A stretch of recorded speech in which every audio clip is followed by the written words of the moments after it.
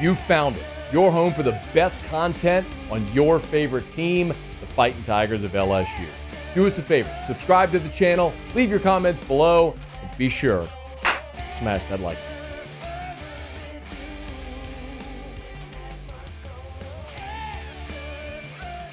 Tigers headed up to Arkansas, LSU against the Hogs, Saturday night, 6 p.m. at Donald W. Reynolds Razorback Stadium. By now, you know the last 4 in this matchup have all been decided by 3 points.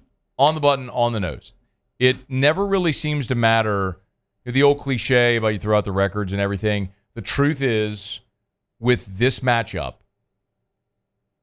Arkansas always elevates, and LSU either plays them flat or plays down. Over the years with this series, regardless of what you think of it as a rivalry or not, Arkansas does. And so they play up, and the spot has generally favored Arkansas. That Friday after Thanksgiving that they loved, that everybody here resented. And even after they moved it, it got moved to the week after the Bama game. So LSU was always sky high for Bama, and then it was Arkansas. Either after a really disappointing loss or, and the elation of a win or whatever the case may be. This has always been a tricky spot for LSU, and here it is again. It's a tricky spot where you have this incredible win in overtime, this dramatic win against Ole Miss, and now you got to go on the road. And Arkansas is coming off a bye. This is a 4-2 Arkansas team that, to be perfectly honest, I mean, I don't want to say they should be 6-0 because you would be if you should be, but they're not. They turn the ball over. They have a quarterback that's turnover prone. That's why they lost to Oklahoma State. And quite honestly, it's why they lost to A&M as well. But they had opportunities to win those games. So this is a really tricky spot for LSU. Hunt Palmer wrote a story earlier this week over at LouisianaSports.net where he put some numbers behind this. And you can talk all you want about like the boot and all the silliness and what's a rivalry and whatever. But ultimately, when you look at these numbers, Hunt spells it out. Over the last 6 recruiting cycles, Arkansas has an average class ranking of 26th, LSU 6th. Over that time, LSU's landed 11 5-star players, Arkansas 0. LSU has nearly triple the amount of 4-star signees over that period, 85 to 32. Yet, each of the last 4 games have been decided by exactly 3 points. Arkansas plays up against LSU. I mean, you can talk about it from an athlete's perspective at a high level, but it's human nature. LSU plays down, Arkansas plays up. And I think we're going to see the same thing on Saturday night. I mean, for the reasons that you laid out, when the games were, that can have a lot to do with them LSU playing down. But let me say this about this season in particular. The difference for me is the LSU defense. The loss at SC, there was some opportunity to recover some turnovers. They didn't happen. The ball just didn't quite bounce. Like literally, the ball didn't bounce LSU's way. Yes. Like really didn't bounce. But we've seen the last few games in this season so far.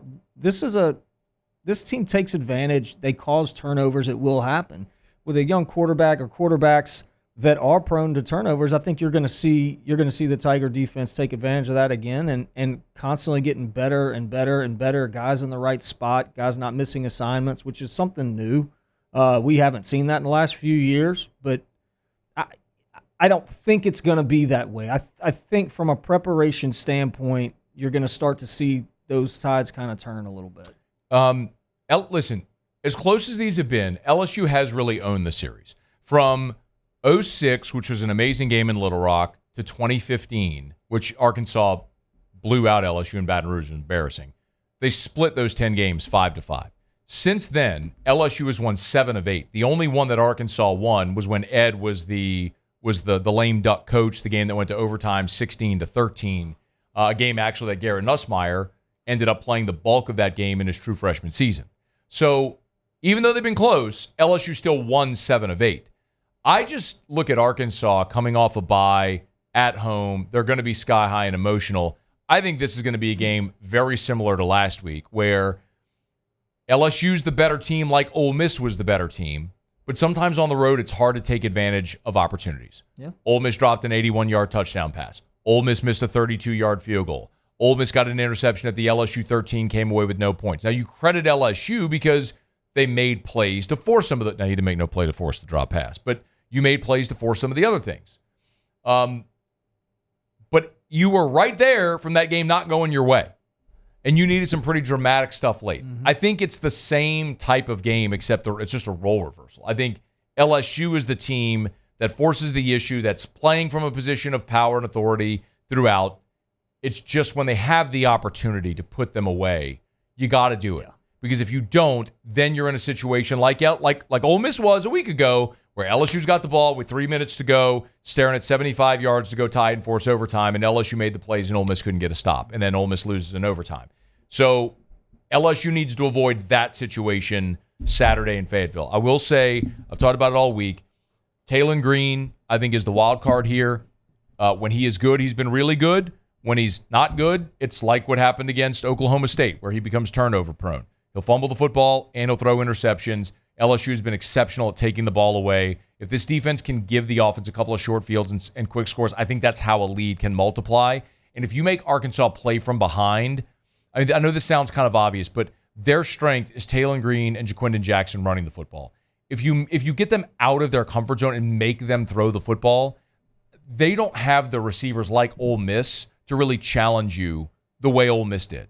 So that's how you can really find a comfortable win, if you can build a lead and get them out of what they want to do. So here's hoping that's what LSU can do. Get an early lead, maybe get to a 2-score lead in the first half, take Arkansas out of what they want to do, and that's how you can push forward toward a win.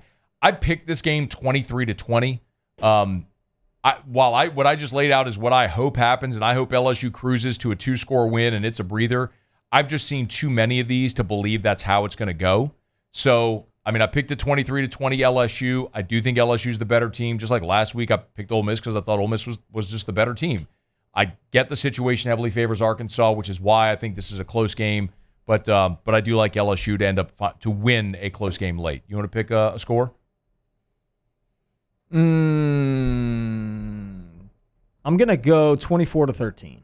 Okay, so comfortable win. Look, if LSU's defense goes on the road and holds Arkansas to 13 points, I will be over the moon, because that'll show great progress week to week by this LSU defense. And you mentioned the SC game, and the one big difference in that SC game is they have very clearly figured out at this point their rotation in the secondary. Yeah, I've mentioned this before, but you didn't have Zy Alexander in that game. Sage Ryan was playing boundary corner against USC. How different that is now, where you've got Gilbert and Ryan, two veterans, playing safety. You got Stamps and Zy at corner. You got Major Burns playing the star. You got a bunch of dudes that have been in college for 4 and 5 years playing in your secondary now. You're just not seeing the coverage bust, which is a great thing. That needs to travel this weekend for sure. See if the Tigers can get it. The way I've said it all week, man. Close your eyes, pinch your nose, just get the hell out of there with a win by any means necessary and get on to the next. Got a big challenge next week in College Station against Texas A&M. Hey, thanks so much for watching. Please leave your comments. I love to interact, and be sure to hit the red subscribe button below.